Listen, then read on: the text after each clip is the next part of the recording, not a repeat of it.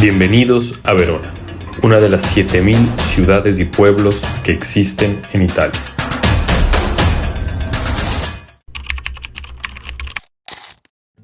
Bienvenidos a este video, mi nombre es Pablo Barriga y en esta serie quiero llevarles a conocer en profundidad la ciudad de Verona y su provincia. Quiero demostrarles cómo una pequeña ciudad italiana tiene tantas cosas que ofrecer cuanto una grande metrópolis latinoamericana. Así que acompáñenme. Vamos a empezar este recorrido moviéndonos desde Ponte Navi hacia uno de los iconos probablemente más famosos internacionalmente de la ciudad de Verona, que es la Casa de Julieta. Pero en esta pequeña serie veremos también pueblos, borgos, kilómetros y kilómetros de viabilidad, pistas ciclables, deportes, movilidad acuática, barcos, kayaks, un poco de lago, un poco de montaña, museos, iglesias, en fin, quiero mostrarles todo el ecosistema que compone la provincia de Verona. Esa unión característica entre ciudad y provincia, entre una vida frenética y un poco más relajada, es probablemente la mezcla perfecta que crea en la receta de la Dolce Vita italiana. Tomo el primer callejón que encuentro en dirección a Casa de Julieta para perderme un poco con ustedes, no solo en los monumentos más famosos de la ciudad, que obviamente son conocidos y se encuentran muy fácilmente en internet, sino para mostrarles también cómo son todos estos callejones estrechos que conforman la ciudad de Verona. Italia no es un país enorme, tiene prácticamente la dimensión de un país latinoamericano como podría ser Ecuador. Lo que sí, con el triple de habitantes. Eso ha hecho que a lo largo de los siglos, de los años de la historia, nacieran en Italia por necesidad, obviamente, un sinfín de pueblos, de localidades y sobre todo de ciudades.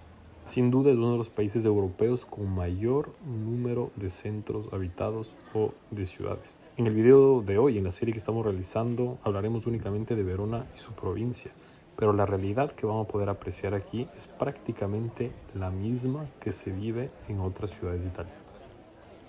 Estamos casi llegando a la Casa de Julieta, nos encontramos en Vía Capello, que es una vía que lleva el nombre exactamente de la familia que era la dueña real y original de la Casa de Julieta, que se le atribuye erróneamente a la familia Capuletti, que no eran más que personajes ficticios de la obra de Shakespeare. La familia original propietaria de este edificio era la familia del Capello. Y aquí estamos, tenemos simplemente que esperar un poco la fila para entrar. Hay un montón de turistas del día de hoy. Esto es algo natural. Y hay una leyenda que se las voy a mostrar. Cuando entras a la Casa de Julieta hay una estatua, me parece que es en bronce de Julieta. Y la tradición dice que si tú tocas el seno derecho a Julieta tendrás buena suerte. Y es algo que obviamente todos los turistas hacen fila para hacerlo.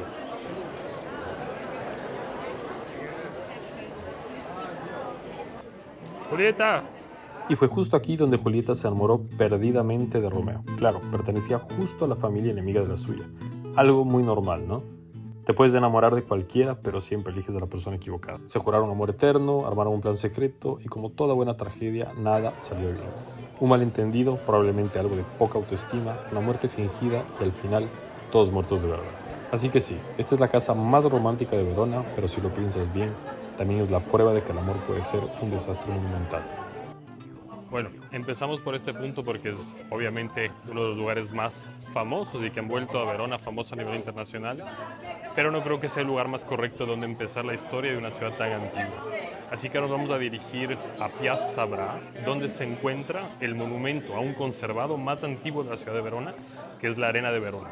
Un enorme anfiteatro romano que tiene una característica muy peculiar y es el hecho de que sigue estando en uso. Así que es un lugar de entretenimiento que no se ha detenido por milenios. Antiguamente con cosas de romanos, ¿no? Lucha de gladiadores, a pesar de que no creo que había lucha de gladiadores ahí, pero siempre este tipo de espectáculos un poco sangrientos. Y el día de hoy, en cambio, el lugar donde tiene sede uno de los espectáculos líricos más famosos de todo el mundo, que se desarrolla generalmente durante el mes de junio y de julio de cada año. Así que mientras nos vamos dirigiendo a la Arena de Verona, y que les comentaba que la historia de Julieta, obviamente para todos los apasionados de Shakespeare, es una obra increíble, muy interesante, pero es la historia a la final de un extranjero de Shakespeare, de un extranjero enamorado de Verona. Así que me gustaría mostrarles un poco más de cosas realmente típicas y originales de aquí y de la historia italiana. Aprovecho, yo no me veo, que tengo todo el sol en mi cara, pero para contarles que existe una teoría que puede tener bases también bastante sólidas y que les aconsejo profundizar porque realmente no me la recuerdo de memoria, pero es la historia de la posibilidad de que Shakespeare en realidad haya sido italiano. Hay una serie de coincidencias y de hechos que hacen creer que el conocimiento que tenía William Shakespeare del tejido social italiano, de la historia de Italia, no pudo haberlas jamás tenido sin haber estado aquí. Y en sus crónicas parece que Shakespeare nunca viajó a Italia. Lo más probable dentro de esta teoría es que Sir William Shakespeare, en realidad hubiese sido un escritor italiano, si no me equivoco, de Messina, en Sicilia, en el sur de Italia, que emigró a Londres exactamente en los años en los cuales escribía Shakespeare. Digamos que este hecho sí es histórico. Esta persona se llamaba Guillermo o Guglielmo en italiano, Squarcia ¿Qué Lancia. quiere decir literalmente Shakespeare? Es decir, squarcha quiere decir mover o agitar, ¿no? Y spear quiere decir lanza. Entonces, Shakespeare es exactamente el apellido Squarcialancha. Asimismo, el nombre del personaje, Guglielmo o Guillermo, en italiano o en castellano es literalmente William en inglés. Y este personaje efectivamente nace en Sicilia, nace en Italia y vivió en distintas ciudades italianas como Verona o como Venecia, que son lugares donde más tarde se convirtieron en escenarios de muchas de las obras de Shakespeare. Y el nivel de detalle con el que describe muchas veces la arquitectura, las costumbres sociales, los nombres de personajes realmente existidos, los paisajes, puede ser tan profundo que cuesta imaginar que alguien que escriba así nunca hubiese estado en Italia, ¿no? Según esta hipótesis, Guglielmo Squarcialancha se trasladó a Londres alrededor del año 1580 y habría entrado en contacto con círculos literarios ingleses, presentándose en teoría con su nuevo nombre, que en realidad es una traducción, en lugar de Guglielmo, Sir William Shakespeare. Es curioso también ver que el apellido Shakespeare no aparece absolutamente en ningún registro anterior en Inglaterra. Es decir, antes de William Shakespeare mismo no existía otro Shakespeare en Inglaterra. Es por eso que algunos investigadores creen que podría haberse tratado de un seudónimo o simplemente la traducción literaria de su nombre italiano original. Esto lógicamente hoy por hoy es una teoría porque toca la profundidad de la identidad y del orgullo inglés y obviamente de toda la literatura anglosajona basada principalmente en las obras de Shakespeare. Así que es un misterio que tal vez quede así por siempre. Ahora, mientras nos vamos acercando más a la arena de Verona, realmente están cerca, son pocos cientos de metros, solo que hace un calor impresionante el día de hoy. De hecho, hay poquísima gente en las calles, esto no es normal. Verona suele estar plagada, porque es la palabra correcta de turistas. Quiero aprovechar para proponerles un pequeño experimento a quien me esté, si es que alguien me está escuchando. Y yo hablo muy seguido sobre las similitudes entre el italiano y el español y sobre la facilidad que realmente existe en poder comprender, si es que se habla despacio, ambos idiomas. De alguna manera u otra, mi teoría es que el italiano y el español son exactamente el mismo idioma, solo que hablado de manera un poquito distinto. Así que les quiero proponer que de aquí en adelante, mientras vamos dando esta vuelta, les voy a conversar un poco en italiano y un poco en español. Y nos encontramos finalmente frente a la Arena de Verona, este monumento impresionante de edad romana, que les voy a mostrar, doy la vuelta a la cámara. No solo es un pedazo de historia antigua, sino es algo completamente vivo. Este es un lugar vivo. Pueden ver ahí, esas son las tarimas que se utilizan dentro de la ópera el día de hoy. Bueno, el edificio que se ve atrás es el municipio de Verona, otra gran obra arquitectónica, lógicamente posterior. Pero lo que quería demostrarles es que como el legado de este imperio ha dejado un monumento para la posteridad que se sigue utilizando el día de hoy. Este lógicamente no es un video de historia, no quiero tampoco aburrir a nadie, pero no puedes hablar de Italia sin hablar de su historia. Es un poco como comer la pasta sin salsa, ¿no? No tendría no tendría mucho sentido. Así que quisiera solo hacer un recorrido súper breve por pequeños episodios interesantes de la historia de Italia para que tengan un poco más de conocimiento y de contexto de lo que estoy conversando y de lo que estoy hablando en este video. L'Italia è un paese antiquísimo. L'Italia es un país muy antiguo. Pero ¿sabías que es más reciente que Ecuador o Colombia? Mientras en América Latina ya existían repúblicas de 1820, 1830, Italia no se unificó oficialmente hasta 1866. Este es sin duda un dato sorprendente, como sorprendentes son muchos datos históricos cuando no los ponemos en perspectiva. Por ejemplo, es absurdo pensar cómo la Universidad de Bolonia, fundada en el año 1088, existiese aún siglos antes de que nacieran los imperios incas o el imperio azteca. Ahora la pregunta es, ¿qué había en Italia antes de Italia? Ora la domanda è, cosa c'era in Italia prima d'Italia? La risposta senza dubbi è affascinante. La respuesta sin duda es fascinante. La península itálica era un mosaico de reinos, ducados, principados y repúblicas.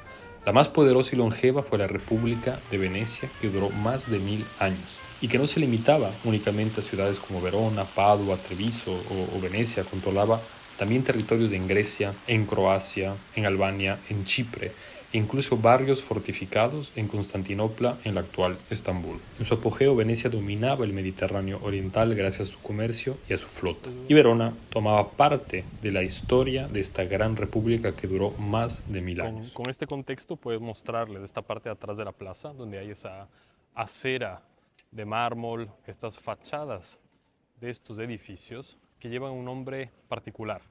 Esta acera se llama el listón. El listón era una tipología de construcción urbana de la República de Venecia, que la pueden encontrar hasta el día de hoy en Grecia, por ejemplo, en Corfú, la pueden encontrar en muchísimas ciudades de toda la costa de Dalmacia, en Croacia, y la pueden encontrar también en ciertos lugares de Estambul, en Turquía. Donde verás también arcos, ventanas y palacios que recuerdan a Venecia. Esto no es casualidad, esa arquitectura es testimonio de un intercambio constante de ideas, de estilos y de poder en una Europa en ese entonces fragmentada, donde ciudades como Florencia, Génova, Milán o Venecia competían ferozmente por riqueza e influencia.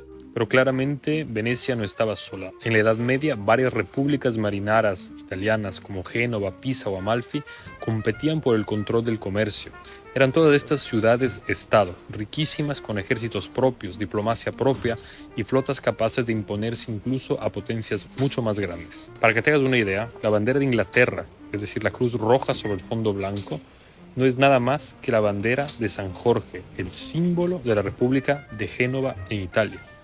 Inglaterra durante siglos pagó un tributo anual a Génova para poder usar su bandera y así asegurarse la protección de su flota en el Mediterráneo. Sí, la Marina inglesa, la más famosa de la historia moderna, dependió en parte de la protección de la ciudad de Génova. Toda esta diversidad no era únicamente arquitectónica o política, lo era también cultural y sobre todo lingüística. El día de hoy en Italia se habla italiano. Pero cada región tiene su propia cultura, su propia comida, sus propias tradiciones y sobre todo también su propio idioma. Y digo idioma porque lo que comúnmente se llaman dialectos italianos no son simplemente variantes del italiano moderno, sino son lenguas autónomas que al igual que el castellano, el francés o el portugués, evolucionaron directamente del latín por caminos independientes. El italiano actual está basado en lo que era el toscano y fue elegido como lengua oficial solo después de la unificación de Italia. Y aquí está una parte muy interesante, porque no fue el idioma de Roma, la capital, digamos el idioma que se impuso, sino fue el idioma de Florencia, porque se consideraba la lengua más poética, es decir, la más bella. Así que Italia es probablemente el único país del mundo que adoptó su idioma nacional no por razones políticas, sino por su valor estético y literario. Todos estos idiomas locales siguen vivos el día de hoy, y aquí en el Véneto todavía se escucha a diario. De hecho, el Véneto tiene muchísimas palabras parecidas al castellano, coincidencias que se explican porque ambas lenguas nacieron del mismo latín. Si lo pensamos por un momento, el tema no es tan difícil, la evolución es bastante lógica. Es más o menos lo que pasa el día de hoy con el español. En Colombia, en Perú, en República Dominicana, y hay formas distintas de hablar, con palabras nuevas. Después de siglos, esas variantes podrían desarrollarse tanto que irían a ser lenguas independientes. Y eso es exactamente lo que ocurrió con los idiomas romances como el español, el francés, el portugués o el italiano. En el fondo, todos son distintas formas de seguir hablando latín. Continuiamo il nostro recorrido por la ciudad de Verona e les quiero llevar, vi voglio portare uno dei posti per me più suggestivi, para mí más sugestivo e più bello y más bonito de toda la ciudad, que es una grande prueba de cómo algo útil, porque vamos a ver un fuerte militar, puede ser también algo molto, molto bello. Lo que vemos al frente, apenas a pocos pasos de Piazza Bra, es la fachada de Castelvecchio, uno dei simboli storici di Verona. Fue construido en el siglo XIV por la familia Scaligeri che governava la città di Verona. Era una fortezza militare e una residenza signorile. Se encuentra sobre el río Adige y servía para defender la ciudad de ataques enemigos. Il castello ha una struttura imponente con torri merlate, un ponte fortificato e con mura molto robuste. Es una típica fortificación medieval muy bien conservada hasta el día de hoy. Actualmente el fuerte es utilizado como sede del Museo Cívico, Museo Civil de Castelvecchio, así se llama, y que tiene una historia tanto antigua como moderna muy interesante que contar. En el año 2015, un grupo de ladrones armados irrumpió en el museo y sustrajo 17 pinturas de gran valor, incluyendo obras de Rubens, Tintoretto y Mantegna. El robo fue meticulosamente planeado y ocurrió cuando el museo ya estaba cerrado al público. Los cuadros fueron encontrados en mayo del 2016 en una isla del río Dniester, cerca de la frontera entre Ucrania y Moldavia. Estaban enterrados y envueltos en plástico, ocultos en un bosque en la región de Odessa. Saliendo por esta puerta que lleva al museo, volvemos a la parte exterior del castillo y vamos a entrar por la parte principal que lleva al puente para cruzar el río Adige. Lamento no haber tocado aún el argumento del río Adige, que es fundamental para la historia de la ciudad de Verona. El Adige es el segundo río más largo de Italia y ha marcado esta ciudad desde época romana. Curiosamente, el centro histórico de Verona está completamente rodeado por el río, formando prácticamente una isla, lo que convirtió a Verona en un lugar naturalmente protegido y estratégico. Este río nace directamente en los Alpes, en la región del Tirol italiano, y desemboca en el mar Adriático muy cerca de Venecia. Su curso ha marcado la historia y la economía de Verona porque sus aguas hacen posible la irrigación de campos agrícolas, especialmente en la producción de arroz y otros cultivos muy típicos del Véneto. Prepárense para una de las vistas más bonitas de la ciudad, porque desde este punto, por un lado y por el otro del puente, se pueden apreciar cosas realmente hermosas.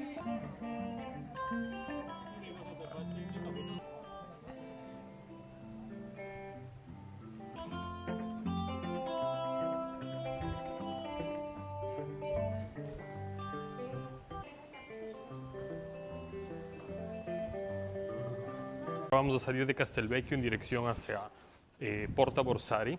Nos vamos a perder un poco por las callecitas porque quiero mostrarles algo bastante particolare. Hay un monumento di un famoso architetto romano di nome Vitruvio. Vitruvio es un nombre que probablemente les suena porque hay una obra bastante famosa entre los libros de Leonardo da Vinci, que es El hombre vitruviano, que muestra las proporciones ideales del cuerpo humano uniendo arte y ciencia. Y da Vinci se había inspirado directamente por este ingeniero y arquitecto romano. El monumento que vamos a ver estaba colocado exactamente ahí, en medio de donde hoy pasa esta vía principal. Y luego fue removido y transportado meticulosamente íntegro hacia el punto donde lo estamos viendo en este momento frente a la orilla del río Adige. Ahora, mientras vamos al arco de Vitruvio, si hay algo importante que decirles, y es que todas estas tomas que estamos haciendo, que parecen prácticamente que estamos dándonos la vuelta por un museo al aire libre, es así, pero también esta es una ciudad viva. Aquí sus habitantes, por ejemplo, sus niños, en este tipo de plazas como la que estoy en este momento, es donde ellos juegan. Este es el parque de juegos de muchísimos de los niños italianos. Estoy hablando en este caso de Verona, pero es igual absolutamente en toda Italia. Aquí hay algo muy particular para ver en este arco de casi 2000 años, y es que cuando lo removieron, no solo movieron el arco, sino que movieron también las piedras del piso que estaba por debajo del arco. Y se puede observar, como muestro con el dedo, esas líneas que han dejado las ruedas de los carruajes que han pasado sobre esas piedras durante siglos, siglos y siglos. Los estudios de Vitruvio influyeron profundamente en la arquitectura moderna y en el arte, porque sus ideas de proporción, simetría y armonía guiaron a arquitectos y artistas del Renacimiento y hasta hoy, especialmente en el uso de la perspectiva y en el diseño de los edificios equilibrados. En este pequeñísimo recorrido que hemos hecho no he caminado más de 4 kilómetros, que realmente es algo completamente factible, todo en plano. Hubiese podido coger un bus, que obviamente el servicio público existe, es muy bueno, se los voy a mostrar también. Pero creo que uno de los gustos de vivir aquí en Italia es justamente esa posibilidad de poder caminar, ¿no? Y también es algo que está muy relacionado a la salud de los habitantes en Europa en general, yo diría que principalmente en Italia. Y justamente con un mio carissimo amico, che forse è l'unica persona che ascolta questo video, mi amigo Luis García, queríamos hacer un pequeño video y una comparación de cómo vivir en una ciudad como Seattle, por ejemplo, en Estados Unidos, donde él vive, y cómo vivir en una ciudad pequeña como Verona cambia la calidad de la vida en cuanto al tiempo que te demoras en recorrer para poder hacer tus cosas. Por ejemplo, nosotros en este paseo que nos hemos dado, hemos pasado por un montón de, no los he mostrado, pero restaurantes, supermercados, ferreterías, zapateros, un montón de profesiones que ya no existen ni siquiera en otros países y servicios por los cuales una persona en una ciudad grande, en una metrópolis estadounidense o latinoamericana, tiene obligatoriamente que coger el auto, moverse kilómetros, estresarse en el tráfico. Y eso es algo que no pasa aquí. Es decir, tú viviendo en una zona cercana al centro histórico o en la ciudad mismo, tú a pie logras hacer prácticamente todas tus gestiones. Digamos que la organización urbana de las ciudades italianas, la organizazione urbana delle città italiane, è incentrata nella vita del quartiere, está concentrada en lo que es la vida del barrio. Quartiere quiere decir barrio, de cuarto, porque las ciudades están divididas en 4 partes, entonces el quartiere es del barrio. Hay ciudades italianas que están divididos en sestieri, es decir, toda la ciudad dividida en 6 partes, pero la mayor parte de ciudades italianas están divididas en quartiere. Entonces, cuando digo quartiere es un barrio. Y la vida a nivel de servicios, de todo tipo, educación, supermercados, es decir, las escuelas, los parques y todo, están organizadas en tal forma que tú lo tengas en tu barrio sin la necesidad de tener obligatoriamente un automóvil o otro medio de transporte que no sea caminar o coger un bus de vez en cuando. Y eso también, sin duda, decía con Luis cuando conversaba con él y me contaba que para hacer cualquier cosa pequeña, o sea, es ir a comprar un pequeño tornillo que te hace falta, tienes que coger el auto, moverte kilómetros, estar en el tráfico, estrés, gasto, etcétera. Es algo que no pasa aquí y mejora y aumenta significativamente la calidad de la vida. Lo que voy a hacer de aquí en adelante simplemente es llevarles a pasear por la ciudad de manera un poco desordenada, perdernos y lo que pueda ir explicando, intentar explicarlo, si no, para eso están los videos y que vayan apreciando algunas de las bellezas de esta hermosa ciudad.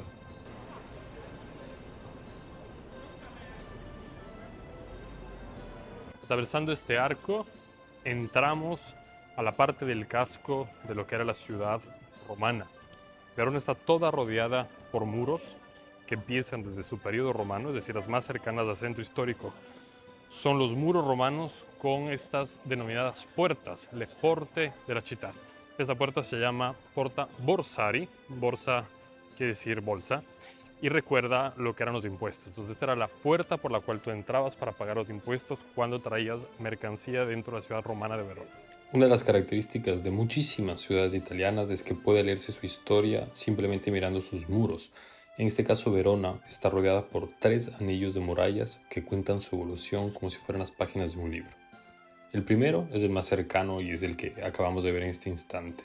Es el más cercano al centro y son los muros romanos, que protegían la ciudad de la antigüedad y marcaban sus límites, digamos, iniciales.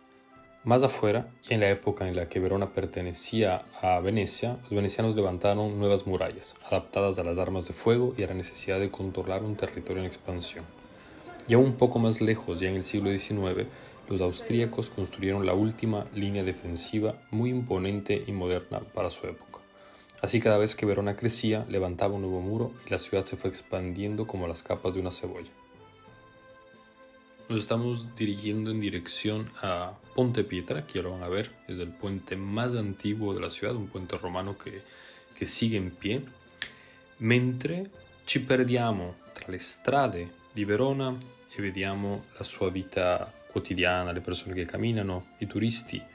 Per esempio, adesso, por ejemplo ahora, stiamo entrando in un museo di arte contemporanea, en un palazzo, en un edificio muy famoso de Verona que se llama Palazzo Maffei.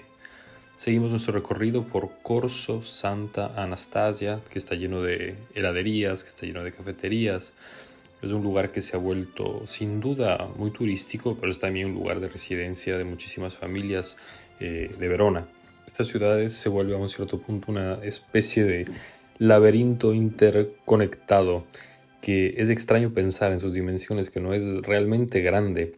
Pero las primeras veces que yo recorría Verona, terminaba llegando al lugar donde tenía que llegar, pero nunca por el mismo camino. Es lleno de callejones, muchos de estrechos, algunos un poco más amplios, calles de piedra, calles asfaltadas, en fin, te tiendes a perder en los primeros días.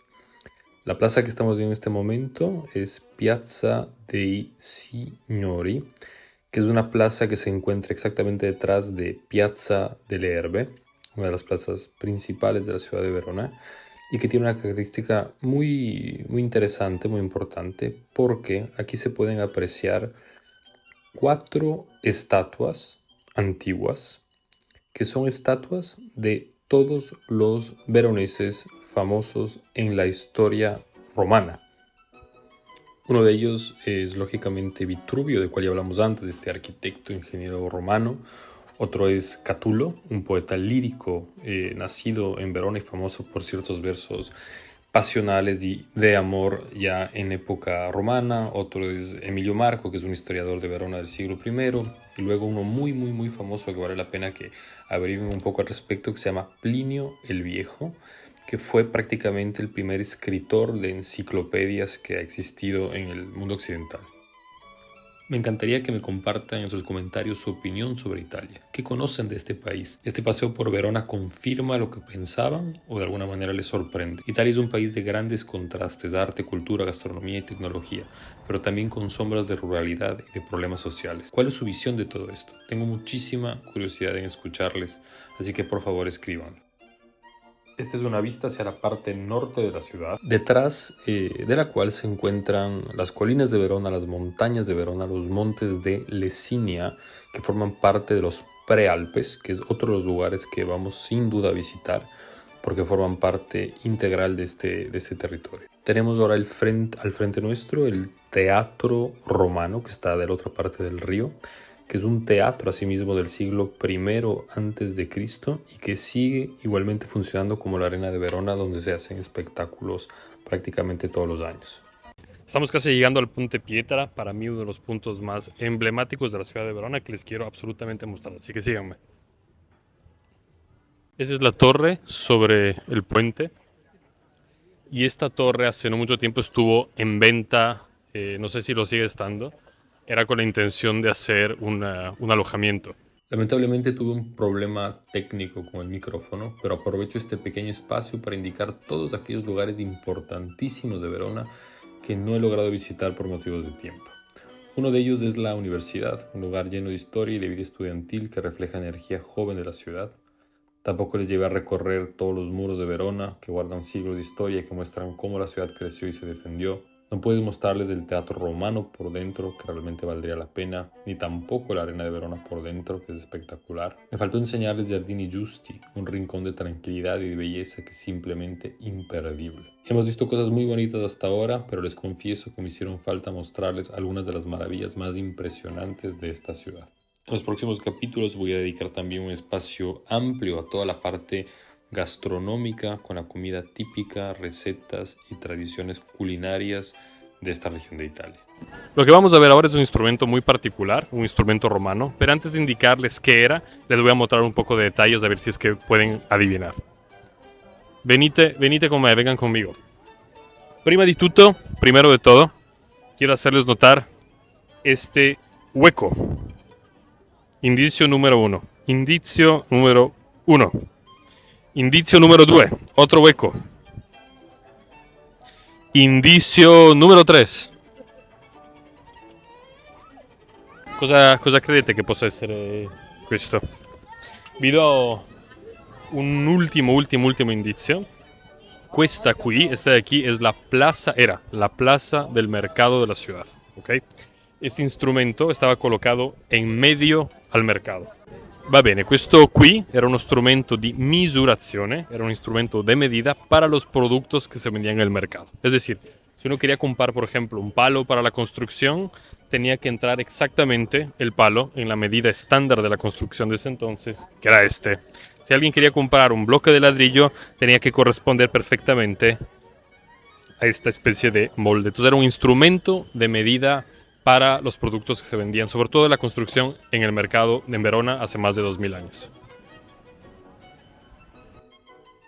Ahora nos estamos acercando a otros lugares importantes de la historia de Verona, en donde vamos a ver los sarcófagos de la familia de la Scala. Pero quiero mostrarles un secreto que pocos italianos lo conocen y obviamente también pocos turistas, así que acompáñame. Lo que parecen ser rejas sólidas, en realidad una experimentación científica de ese entonces, es una obra que probablemente fue realizada por Leonardo da Vinci y les voy a mostrar una obra de la resistencia balística que tenían que tener las ciudades italianas, porque si ustedes no lo sabían, en Italia nacen también las ciudades modernas para la defensa de la invención de los cañones. Con la aparición de los cañones, las ciudades del mundo tuvieron que reinventar sus murallas, y fue en Italia donde nacieron las defensas más innovadoras, baluartes, bastiones y fortificaciones que transformaron para siempre la arquitectura militar. Estamos ahora en la vía principal del shopping en Verona, donde encuentra las principales marcas de ropa, de accesorios importantes, tanto italianos como extranjeros. Pero muy cerca de aquí es donde empieza un recorrido característico y extraño de la ciudad de Verona, pasando de esta vía hacia allá, en donde empieza el gueto de Verona. El gueto es el antiguo barrio judío de Verona y por si no lo sabías, la palabra gueto, hoy usada en muchísimos idiomas, sobre todo en inglés, nació expresamente en Venecia y desde allí se difundió al mundo entero. Voy a darles una pista para los que quieran saber cómo identificar, no siempre, pero en la mayoría de casos, un barrio judío en Europa y veamos si lo logran adivinar. Miran atrás mío está este edificio amarillo que no pertenece al gueto. Ahora les voy a mostrar cómo son los edificios del gueto e veamos se logran dar cuenta qual è la differenza. Adesso vi faccio vedere tutti quelli che sono i palazzi del ghetto e vediamo se vi rendete conto di qual è la differenza.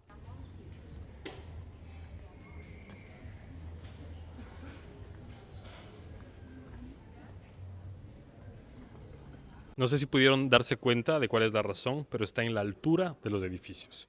Los edificios del gueto son mucho más altos y esto se debe a que muchas veces las comunidades judías estaban confinadas en ciertos barrios de la ciudad, de los cuales no les permitían salir, por lo cual cuando subía su población, aumentaba su población, no les quedaba más remedio que construir en vertical. Es por eso que en muchísimas ciudades europeas los barrios judíos tienden a tener edificaciones muchísimo más altas. Hemos llegado casi al final de este recorrido. Y si bien haya saltado algunas cosas muy turísticas y muy conocidas para quienes vienen a Verona, no podía dejar de mostrarles, por un lado, el Duomo di Verona, la iglesia con la famosa cúpula no terminada, y por otro lado, un más interesante e importante, la Biblioteca Capitolare di Verona, que es la biblioteca no de Italia, non di Europa, ma la biblioteca più antica di tutto il mondo. Gracias por haberme acompañado en este recorrido por Verona. Aquí cada muro, cada puente y cada plaza son testigos de siglos y siglos de historia, visibles todavía en la forma de la ciudad. Verona no es solo un lugar para admirar, es un ejemplo de cómo el pasado sigue vivo en lo cotidiano y de cómo la memoria colectiva se convierte en identidad. Italia está hecha de ciudades así, diferentes en su carácter, pero unidas por una misma raíz cultural. Espero que este viaje haya encendido en ustedes la curiosidad, porque conocer Verona no significa solo visitar un lugar, significa entender un poco mejor el diálogo constante entre historia, arte y vida. Hemos llegado al final de este recorrido por el centro histórico de la ciudad de Verona. En este momento me encuentro sobre Castel San Pietro, una colina que domina la ciudad, desde donde se puede ver toda la parte del casco del centro histórico. Aquí está Ponte Pietra, por aquí está el Duomo, bueno, en fin, los lugares donde estuvimos hace no muchos minutos. Quiero decirles que este no es el final realmente. Realizaré otros capítulos más sobre la ciudad y la provincia. El próximo capítulo nos iremos hacia el lago de Garda, uno de los lagos más bonitos de toda Europa. Y no quiero dejarles sin antes hacerles una invitación a participar en nuestro curso de lengua y de cultura italiana. Todos ustedes que estén interesados en mejorar su italiano si es que ya lo hablan o en aprenderlo desde cero y en tener una noción un poco más amplia de la cultura de Italia, están invitados a participar en nuestro curso gratuito. Para inscribirse tienen que ir al link que dejamos en el primer comentario.